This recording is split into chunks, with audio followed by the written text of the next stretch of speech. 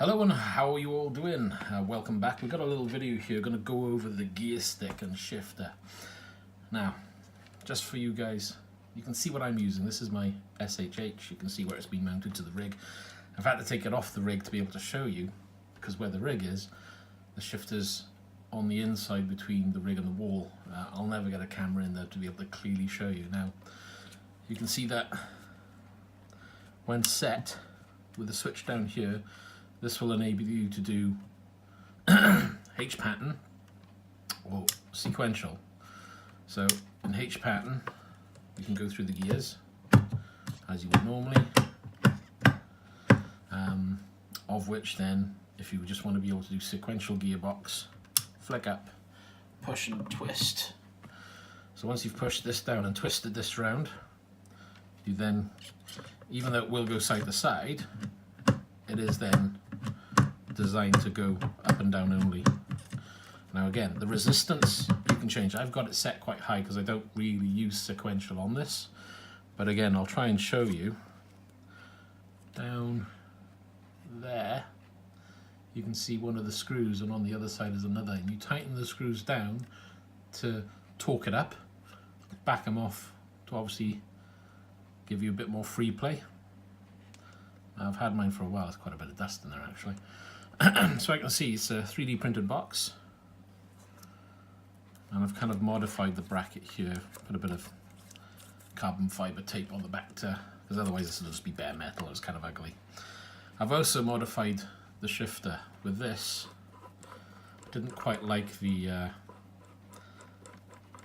3D printed shifter that it came with, so I bought this one off eBay. Full metal shifter. And all I've done, there was an extra 3 centimeters of metal bar here, which I've taken off.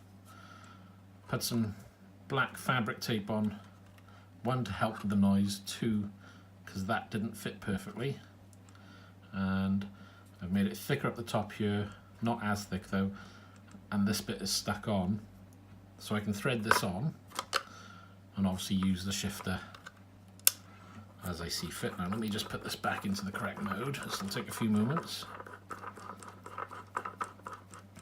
Right, so I need to then push, twist, there we are, that's the H pattern. All selectable. So now, the next part is, when I'm using this for, say, trucking, how would I go about that? Well, we take off the gear knob, place that to one side. We then get the shifter that I purchased. Now with this shifter, let me show you the underside first. Get that to one side. That's the part that you would need to mount. Now I've gone and added some little stickers just so I know what I'm using for high and low for switching, and that's for me just to get used to it. When I'm used to it, I'll end up taking them off. Now this shifter isn't designed to work with this particular box.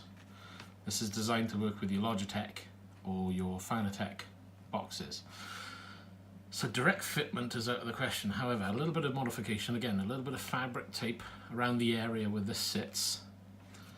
And luckily enough for me, this sits lower than where this sits.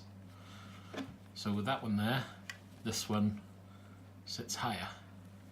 My hand's in the way really, so you're not going to see. So if I show you again, pull the boot up, that would only go about so far down, if you get the idea. And so with this shifter, that would sit by there. So you get the idea. This one leaves the clearance for this one to fit, so it worked out perfectly. Now what I've done, with the bottom of the shifter here, there we are, I'll unravel this. So as you can see, first off, they give you a nice long cover. Now this is designed to work obviously with your Logitech, you can put it on and what have you. Now most people take this off. I wasn't really happy with taking it off, so a little bit of work. Turn it upside down, turn it inside out, So you pull in the shifter up and then turn it inside out again, or back on itself I should say.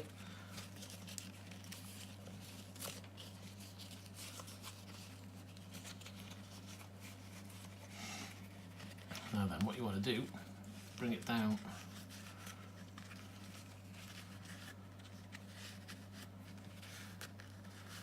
to around where the sticker is, and then you could in theory glue that on the inside, but once you've done that, it's then just turn it inside out again. So grab it, go around, work it with your fingers,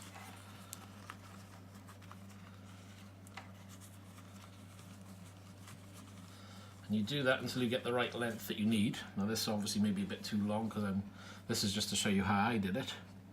Once you've done that, I've taped up here, and that's where it would fit in. And all you do then is literally place on,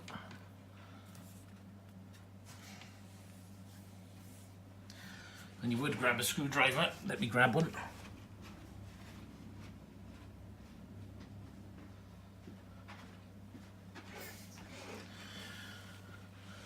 So, I don't know if I can show you the screwdriver part, but lift up at the front and tighten the screw in.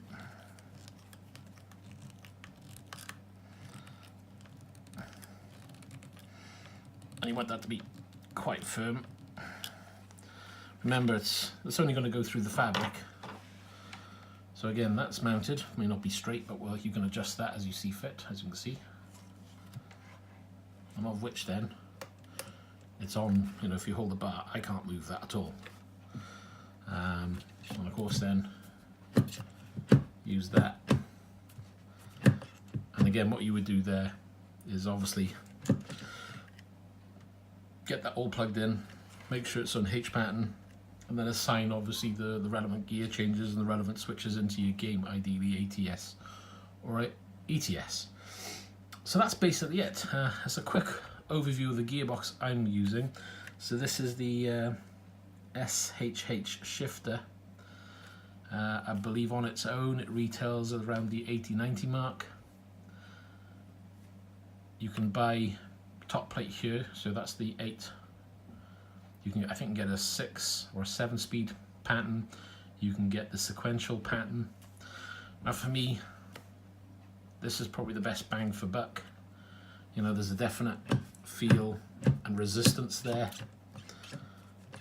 A lot of boxes, especially the cheaper boxes, you don't tend to get that resistance. You have to mod to get that kind of feel. So for me, saved me a lot of hassle. Went straight for this until I decide to upgrade. What I upgrade to though, I'm not quite sure. But it'll be a long way off, probably another year or so before I do.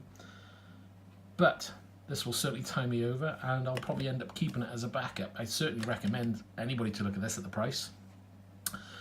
You know, really you're up against the Thrustmaster or the Fanatec shifter, but the Fanatec shifter is way more expensive. If you're already into the Fanatec ecosystem, then yes, probably invest in the Fanatec shifter. It probably is a better deal.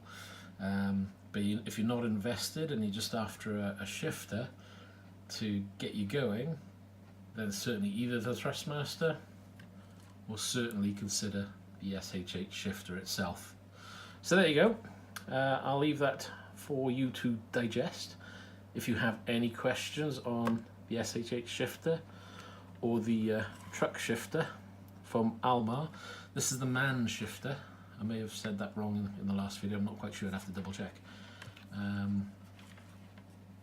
And I've been giving that a go and getting used to it in ETS and ATS, and I gotta admit, if you're into your trucking game, get this, or get one like it. It doesn't break the immersion, it certainly adds to the immersion. It makes the game more interesting. It's actually made the game better for me, because rather than doing long haul drivings from point A to point B, which could become kind of boring, because you've got to think about what you're doing more, clutch, switching, gearing, you know, it's become more enjoyable for me. So I would certainly recommend this if you've got the money and if you're into your trucking, then certainly purchase one of these, absolutely. Right, so I'm going to stop the video there. If you have any comments, any questions, stick them in the comments down below. I'll have a read and I'll reply if I can. There may be another video because I'll need to show some configuration on ETS which I've had to do. Your mileage may vary, but keep an eye out for that one. May come in handy for you. So there we are, I'll leave it there. And as always, I'll see you in the next video. Take care.